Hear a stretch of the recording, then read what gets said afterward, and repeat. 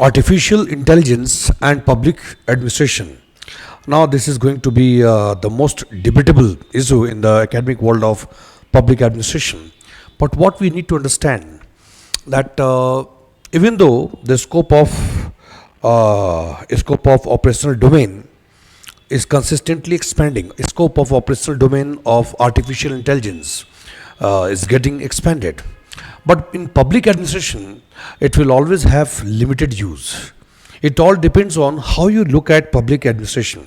If public administration is viewed merely as an instrument or as a machinery to provide goods and services to society, in that case, artificial intelligence has use potential.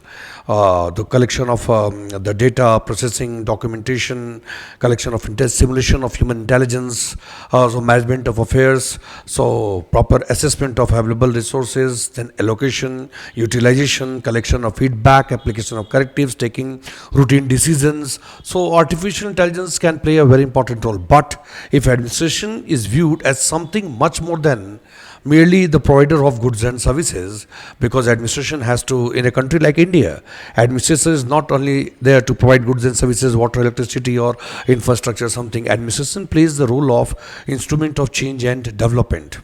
When a large chunk of population is heavily dependent on the government for active and decisive intervention, you have many ideological functions, you have various adjudicative functions, you have regulatory functions, and developmental functions include lot many things. You have to work on health and education. There are lot many areas. There are many areas where you need to interact with people in society. You need to strengthen the democratic spirit.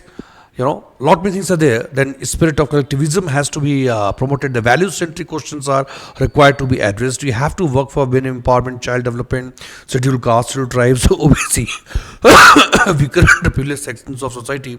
Lot many things are there. So can AI as an instrument can help you, but it can never be an end in itself. It is just means towards an end, and as a means also, it has limited zone, particularly in a country like India.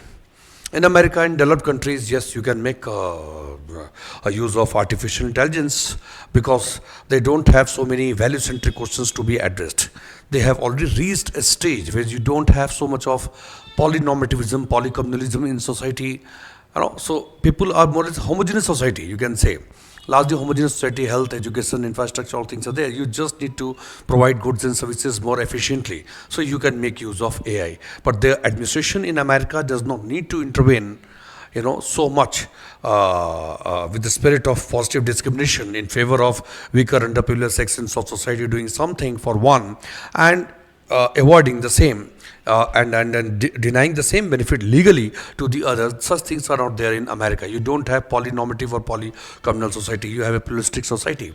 So in that case, AI can be used. It may have a wider scope of utilization. But in a country like India, yes, you can make use of AI for deliverance of services, license or the passport or the clearance, single window clearance, these and that, management of affairs in the government, maintenance of the information system. You can make use of that. But when it comes to interact with society, to work with them, to develop consensus on several issues, to work with people, to contribute in the process of development of value system. So here AI will not come to here. AI will not help you. Human to human interaction will be required. Much depends on how you look at public administration.